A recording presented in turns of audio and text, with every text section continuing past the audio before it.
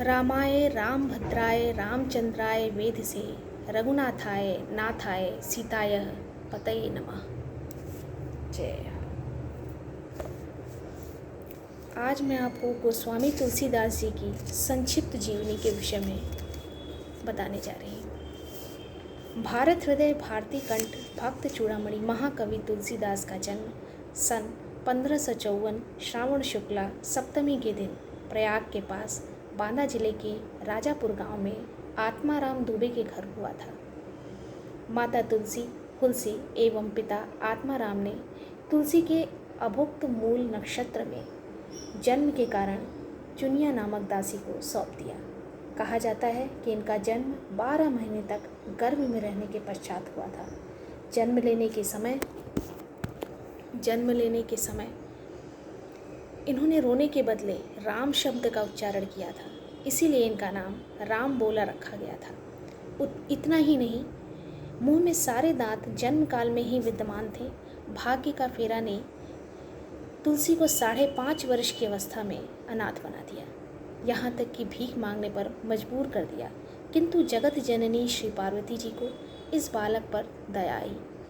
प्रतिदिन अपने हाथों भोजन कराना इनका नित्य कर्म बन गया। प्रभु की कृपा असीम होती है। भगवान शंकर की प्रेरणा से बाबा नर हरिदास की साया बालक राम बोला को मिली। उन्होंने संवत 1567 माघ शुक्ल पंचमी शुक्रवार को राम बोला का यज्ञोपवीत संस्कार अयोध्या में कराया।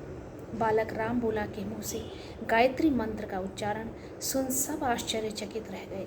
तब गुरु नर हरिदास ने वैष्णवों के पंच संस्कार करके इन्हें राम मंत्र की दीक्षा दी और विद्या अध्ययन कराने लगे। बालक की प्रखर प्रतिभा को देखकर गुरु ने शुकर सोरो क्षेत्र में श्री रामचरितमानस की कथा सुनाई।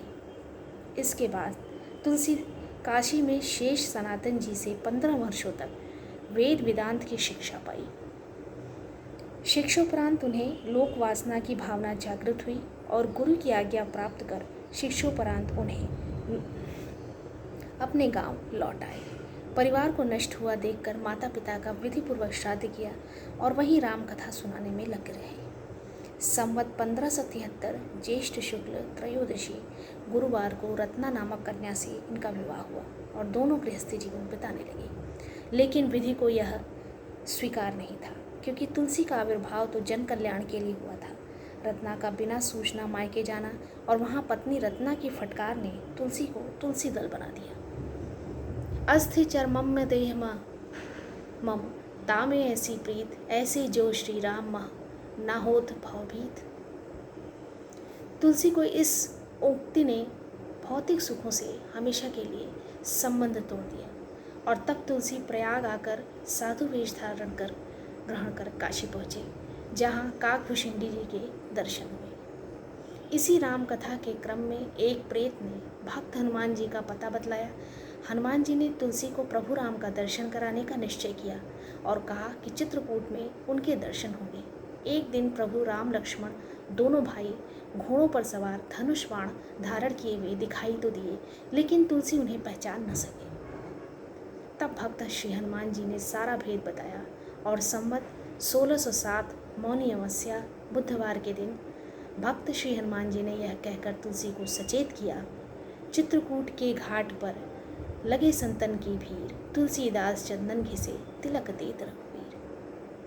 संवत 1628 को श्री हनुमान जी की आज्ञा से अयोध्या होते हुए प्रयाग पहुँचे, जहाँ भारद्वाज याज्ञवल्क्य मुनि के दर्शन हुए। वहाँ वही राम कथा हो रही थी जिसे सूकर क्षेत्र में गुरु से सुनी थी। काशी आकर प्रहलाद घाट पर एक ब्राह्मण के घर तुलसी ने निवास किया, जहाँ कवित्व शक्ति का स्फुरण हुआ। दिन भर संस्कृत में पद रचना करना और रात में लुप्त होना नित्य क्रिया बन गई। तब भगवान शंकर ने भाषा में काव्य रचना करने की प्रेरणा दी। अयोध्या आकर हिंदी काव्य रचना संवत 1631 में आरंभ की। 2 वर्ष 7 महीने 26 दिन में यह विशाल मानस 7 कांडों में पूर्ण हुआ। पुनः प्रभु की आज्ञा से काशी आकर भगवान शंकर को श्री रामचरितमानस की कथा सुनाई। कहा जाता है कि पुस्तक की श्री विश्वनाथ मंदिर में रखा गया पुस्तक को और सवेरे सत्यम शिवम सुंदरम से हस्ताक्षरित पाया गया। उपस्थित लोगों ने सत्यम शिवम सुंदरम की आवाज़ अपने कानों से सुनी। इधर पंडितों को तुलसी की इस ख्याति से ईर्ष्या होने लगी और पुस्तक चुराने के चक्कर में चोर भेजे, जहाँ चोरों ने कुटी के पास धनुष बाण लिए 2 वीरों को देखा। तुलसी को इसकी गहरी चोट पहुंची और उन्होंने कुटी का सारा सामान लुटा दिया। पुस्तक अपने मित्र टोडरमल को समर्पित कर सुख की सांस ली। तुलसी ने तो संवत 1680 में 80 घाट पर राम राम कहते हुए अपना नश्वर शरीर त्याग दिया। लेकिन उनका रामचरितमानस जन जन का मानस बन विश्व साहित्य को एक स्वस्थ जन समाज निर्माण हेतु उत्प्रेरित किया। ये थी संक्षिप्त जीवनी गोस्वामी तुलसीदास जी की। अब अगले वीडियो में मैं सारी रामचरितमानस की चौपाइयों को गा करके सुनाऊंगी। धन्यवाद।